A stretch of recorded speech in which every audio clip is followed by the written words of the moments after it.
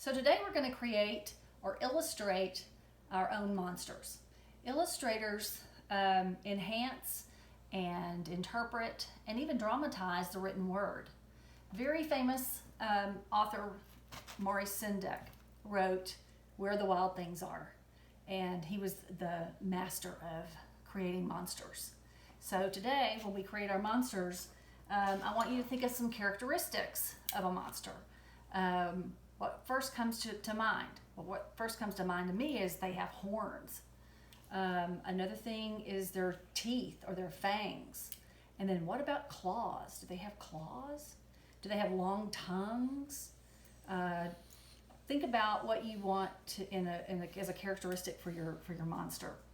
The first thing I want you to do, though, is I want you to think about what medium you're going to use. I don't want you using pencil because I don't want you to erase.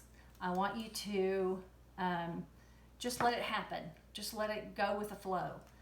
So you can use marker, you can use Crayola, you can use pen, anything you have at home that doesn't, that you can't erase, okay? That you're not going to get all hung up about that. So let's get started, okay? We're going to start drawing. And the first thing I'm going to do is think about horns, okay?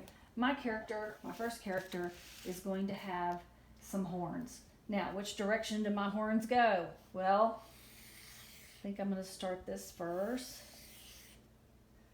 We're just doing contour drawings, okay? And let it happen as you go. All right, here's his horns. What else do we say? We said that monsters have teeth, okay? They might have a tongue that sticks out. I could have put a tongue in here, but I could also make these fangs. Now notice when I'm doing my fangs, one side goes this direction, the other one goes the other direction. There's no wrong way to draw a monster, okay? What kind of body is my monster going to have? Is he going to have ears? You know, what are his eyes going to look like? Do we want to do really scary, or do we want him to be more of a comical character? Maybe he's got ears. Okay, notice I'm just going with the flow. Okay, I'm not worried about what he looks like. Maybe he's got a big old tail.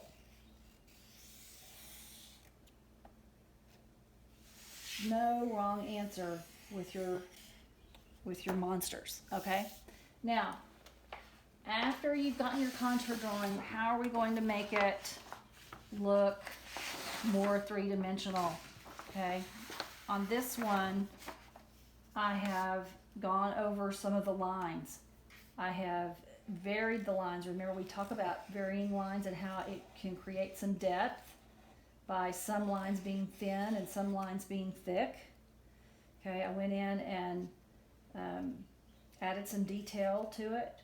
I could add some hatching.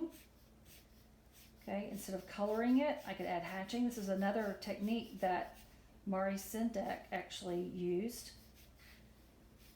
Okay, not coloring in, but using hatching. Those are parallel lines that are placed close together. You could do that.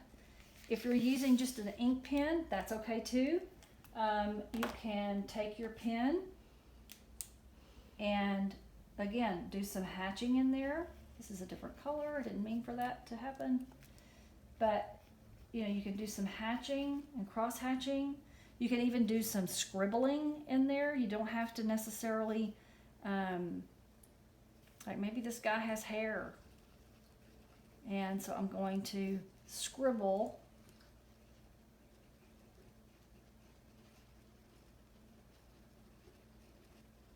Okay, now some of my characters are darker than others. Like this one, he looks kind of mean. These have a little bit more comical feel to them.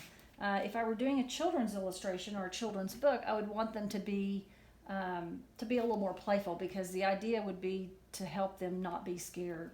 But anyway, I want you to create your own monsters. Here are some of mine. They just came out of my head. I based this little guy on my